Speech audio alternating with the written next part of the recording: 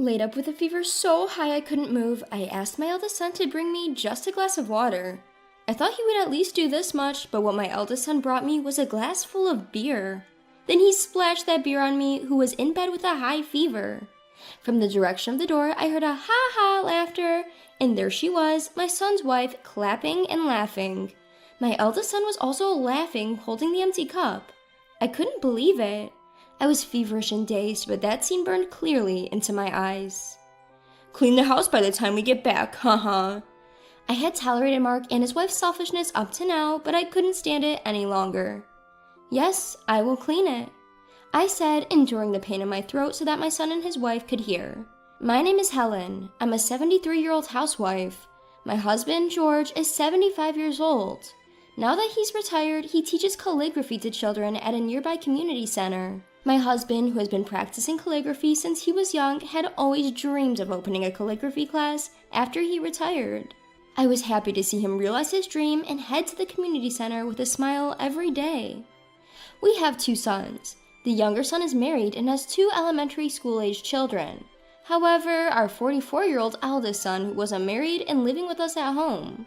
He seems to be working part-time at a convenience store at night, but that's only about 4 days a week. He doesn't contribute any money to the household, and he's just living a lazy life. Both my husband and I have warned him several times, but our eldest son didn't listen. He's not gambling or in debt, and gradually my husband and I stopped warning him. Then one day, out of the blue, our eldest son suddenly said, "I got married," and brought his wife home. Without even greeting us, she barged in as if it was the most natural thing in the world, and from that day on, I had to prepare meals for her as well. I didn't mind preparing meals for my son's wife, but she didn't help at all, nor did she clean up after meals. She didn't even say thank you, and she even demanded a cup of coffee after dinner. My husband, unable to watch any longer, harshly warned our eldest son and his wife, who then stopped making unreasonable demands in front of my husband. However, when my husband wasn't around, she started making demands like, "Mother-in-law, please take this dress to the cleaners for me." I thought she was being too selfish, and when I warned her, my son took her side. "It's just something you can do on your way to shopping. Don't be so stingy," he would say. However, our son doesn't contribute a penny to the household. Even though we're feeding him and his wife for free, I thought it was unreasonable for them to demand more, and I was considering whether or not to talk to my husband about it.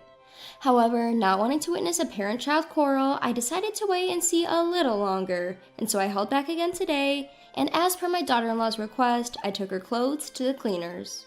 My husband and I usually visit our second son's family in Canada about twice a year. We were planning to visit again during the upcoming week-long federal holiday. Since we visit frequently, and they also occasionally come to visit us, our grandchildren have become very fond of us. We have already bought the toys that our grandchildren love as gifts, and we're planning to buy a roll cake as a souvenir on the way. When we visit our second son's family, we often take the sleeper train rather than a plane, enjoying the scenery along the journey. While the view from the plane is great, now that we have more leisure time, taking the train suits us better. The day before our visit, feeling unusually excited, I went shopping after seeing my husband off to his regular calligraphy class. On my way back from shopping, I stopped by a cake shop where they were selling handmade cookies. I figured the cookies would last longer than the cake, so I bought some for the grandchildren. As I made my way home, picturing the delighted faces of the grandchildren, it began to drizzle. I hurried home, but the rain gradually became heavier. I decided to stop by a nearby convenience store to buy an umbrella, but by the time I arrived, my clothes were soaked. I considered waiting out the rain at the convenience store, but not knowing when it would stop and wanting to warm up my chilled body in a hot bath, I bought an umbrella and hurried home.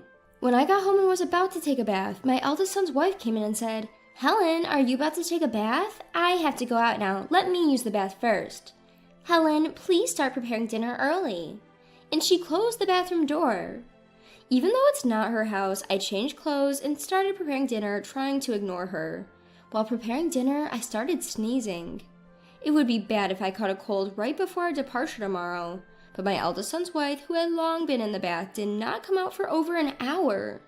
The next morning, the day we were supposed to visit our second son's family, I woke up feeling sluggish. My throat hurt and my nose was running. When I checked my temperature, it was 100 degrees Fahrenheit. It seemed that I had indeed caught a cold in yesterday's rain. I told George to go alone this time because I didn't want to pass my cold on to the grandchildren. George suggested that we cancel the visit, but we already had the sleeper train tickets. We also had the toys we bought as gifts for the grandchildren, so I wanted George to visit our second son's family, even if it was just him. I gave him the cookies I bought at the cake shop the day before. Despite George's concern, I reassured him that it was just a slight fever and a minor cold, and that I would be okay after taking some medicine and resting at home. George usually doesn't talk much to our eldest son and his wife, but that day he told them I was feeling under the weather and made them promise to take care of the housework. After seeing off George with a smile, I was about to go back to bed when I heard my eldest son and his wife talking. Ugh, such a hassle. It's just a cold, right? But now that Dad's gone, we can be free for a while. I couldn't believe this was coming from the people who were living in our house without contributing to the expenses, but it was the usual for them.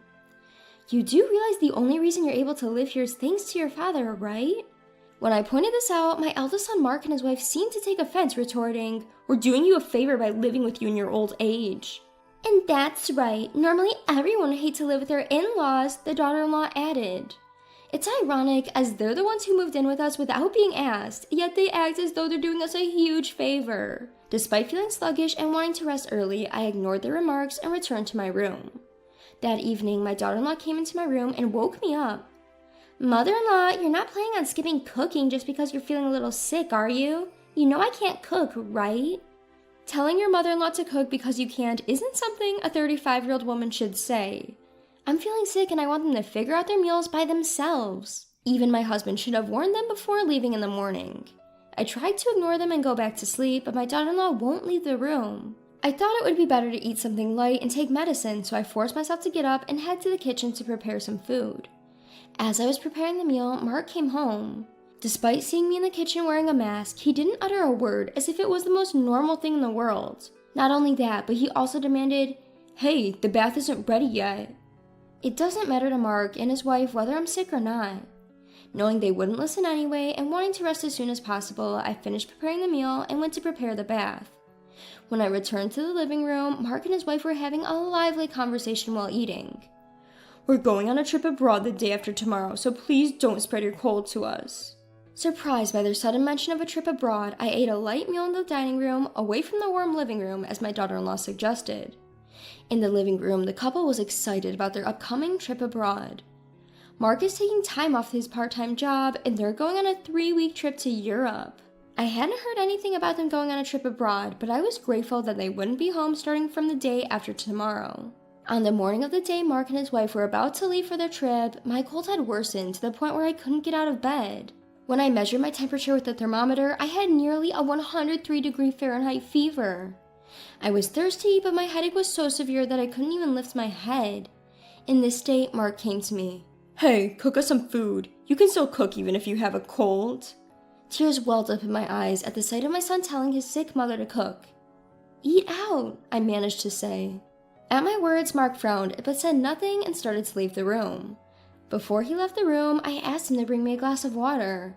I thought he would at least do that much for me, so I waited, but what Mark brought me was a glass full of beer. And he splashed that beer all over me, who was bedridden with a high fever. From the direction of the door, a loud laughter echoed. When I turned to look, it was my eldest son's wife, clapping her hands in amusement. In front of me, my eldest son Mark was also laughing, holding an empty cup. It was unbelievable. Although I was dazed with fever, that sight was burned clearly into my memory. "Make sure you clean the house before we get back, haha," I had tolerated Mark and his wife's selfishness up to now, but I couldn't stand it any longer. "Yes, I'll keep it clean." I mustered the strength to say loud enough for them to hear, despite the pain in my throat. After that, Mark and his wife cheerfully left the house. I didn't even have the energy to wipe the beer-soaked mess from my face, and I fell asleep as I was. When I woke up, I felt somewhat refreshed. With a groggy head, I remember being splashed with beer by Mark, but surprisingly, I didn't feel sticky at all. The covers of my beds were also changed. Just as I was questioning what happened, my husband George came in with a basin. Seeing me sitting up, he placed his hand on my forehead and asked, "Are you okay?" "Why is George here? Wasn't he supposed to be with our second son's family?" I tried to ask but couldn't voice it out. Noticing my confusion, George began to explain. He had taken a sleeper train to visit our second son's family, but he was worried about me and decided to return early. He didn't trust Mark and his wife to take care of anyone. Our second son's family also suggested he should hurry back, so he flew home. When he arrived, he found me lying exhausted in bed with a strange smell of beer lingering around. He quickly cleaned my face with a damp towel, tidied up the area, and cared for me while I slept for a full day. When George asked me what had happened, I tried to explain, but my voice failed me. The memory of being splashed with beer by Mark brought tears to my eyes. Seeing this, George brought me some water and said, "Sorry, I shouldn't have asked you now. Just rest for now." He then went to prepare me some porridge. It turned out he had prepared the porridge so it would be ready whenever I woke up. The kindness of George brought tears to my eyes again. Thanks to George's care, I regained my energy in about 2 days. When I told George what had happened while he was gone, his face turned stern. "I can't stand it anymore." Yes, me too. 3 weeks passed since Mark and his wife left for their overseas trip. While I was enjoying peaceful days with George, my phone rang. It was a call from Mark. "Here it comes," I said, pressing the answer button. "What the hell? Why is our house gone?" "Well, didn't you say to clean the house? Haha." After I recovered from the cold, I told George everything about Mark and his wife's actions. How they forced a sick me to take care of things. How they threw beer on me who was bedridden with a high fever and went on an overseas trip themselves. After hearing my story, George muttered, "I can't stand it anymore." Until now, I had always been the one to calm George down, but after this incident, I didn't feel like pacifying him anymore, because I myself couldn't forgive them. Actually, my husband George and I had been secretly planning to build a new house without telling our eldest son and his wife. The house isn't finished yet, but we moved into a monthly rental apartment and sold our house in order to stun them with the news. We had been told that someone wanted to buy our land to build a shop, so the sale happened quickly. Originally, we had planned to keep the old house for our eldest son and his wife, but after the way they treated us, there's no need to consider them anymore. The place has already been turned into an empty lot, so they must have been shocked to find the house gone. The new house will be completed in about 2 weeks. A carpenter we know has allowed us to store our belongings and furniture there in advance, as we've explained the situation to him. We dispose of all of our eldest son's and his wife's belongings.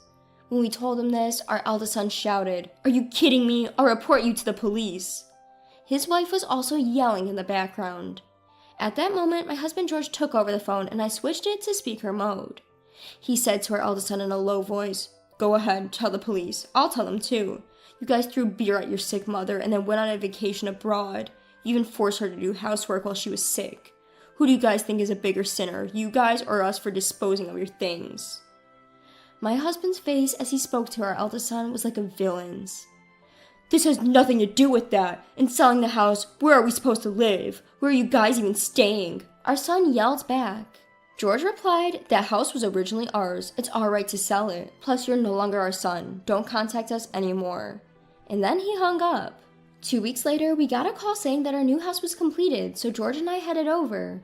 The call was from the carpenter, a friend of George's. He's about 60 years old and the site supervisor. He showed us around the house, explaining the layout.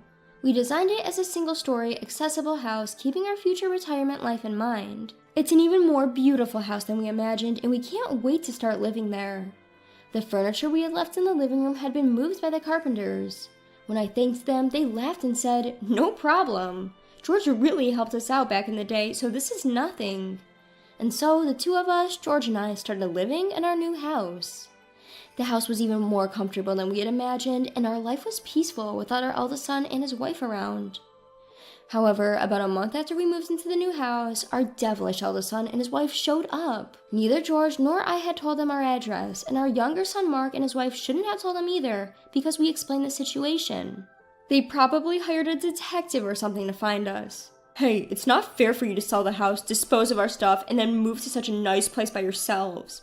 As your eldest son, I have the right to live here, don't I?" said our son, glaring at us with large bags in his hands. We had intended to cut off ties with them, but we were stunned to see our eldest son and his wife, who were clearly intent on moving in. Just then, George came from the back of the house. "What are you guys here for?"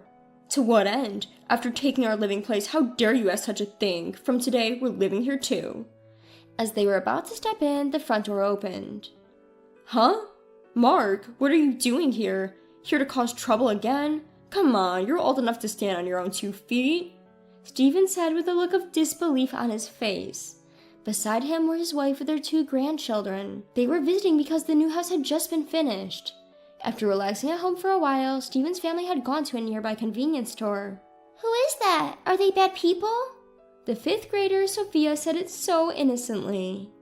The husband who had just been about to drive Mark and his wife away suddenly had an idea. While Steven's family is staying for a week, you two should also stay here. I won't allow you to squat here indefinitely, though. With that, he welcomed everyone at the entrance into the house. The living room gathered, and the first to lounge on the sofa was Mark and his wife. Man, I'm beat, mother-in-law. Can I have some coffee? I'll take mine black. Steven's wife was taken aback by the casually made request of Mark and his wife. At this, the grandchildren rushed to Mark and his wife. Why can't you two do that yourselves when you're adults? Even I, a kid, can pour my own juice. The innocent comments of the grandchildren made Mark's wife uncomfortable, and she went to pour her own coffee. However, the grandchildren's why attack continued. Why can't you cook even though you're an adult woman? My mom can cook anything. Why don't you clean up after yourself? Both my dad and I always clean up the plates when we're done eating. Why can't you do that? My sister and I always do it ourselves. The grandchildren, perhaps due to good upbringing by Steven's wife, are responsible and often help her. Steven also doesn't just leave everything to his wife, and they work together. Therefore, it was probably perplexing for the grandchildren that Mark and his wife didn't do anything themselves. At first, Mark and his wife had retorted, but the why attacks didn't stop, and by the end of the week, they were both exhausted. Mark's wife in particular seemed to dislike being called auntie. Don't call me auntie, she told the grandchildren in earnest. But when they replied, why not? You're an auntie, aren't you? You're not young enough to be called sister. She was shocked. Even I and Steven, who were listening nearby, couldn't help but laugh. After Steven and his wife left, we sent Mark and his wife away. They were worn out by our children's incessant, why are you attacking us? So we were able to drive them away without much resistance. However, a few months later, we received a message asking, can you lend us some money? Up until now, they had been staying in our home, eating our food without paying a cent in rent or living expenses. Since Mark, our eldest son, was making enough money from his convenience store job to cover all expenses, it wasn't a problem at all. Now that they had been kicked out of the house, Mark and his wife were supposed to start paying for their own rent and living expenses. Yet they kept spending money as they used to, seemingly living off borrowed money without any savings to speak of. Their only income was Mark's salary from working at a convenience store 4 days a week. Mark's wife, it seemed, had no intention of working. Considering their situation, it was audacious, to say the least, for them to ask, can you lend us some money? We will never lend you money in the future, nor will we help you, we told them, and then blocked Mark's number. A few days later, while my husband and I were out, we received a call on my husband's phone from our home security company. There was an intruder in our house, and they sent us the video footage. It turned out that Mark and his wife were trying to sneak into our house through a window. It was pitiful that they were resorting to breaking into their parents' house to steal money because they were broke. At least they hadn't caused trouble for others, but that's not saying much. Mark and his wife were quickly apprehended by the security and were taken away by the police, who were called to the scene. They were released because they were family, but not before being harshly scolded. Since then, Mark and his wife stopped forcing their way into our house or trying to break in.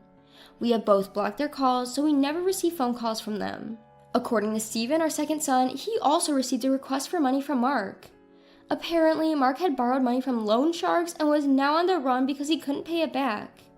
You reap what you sow, pay back the money you borrowed yourself, Steven said, and blocked Mark's number as well.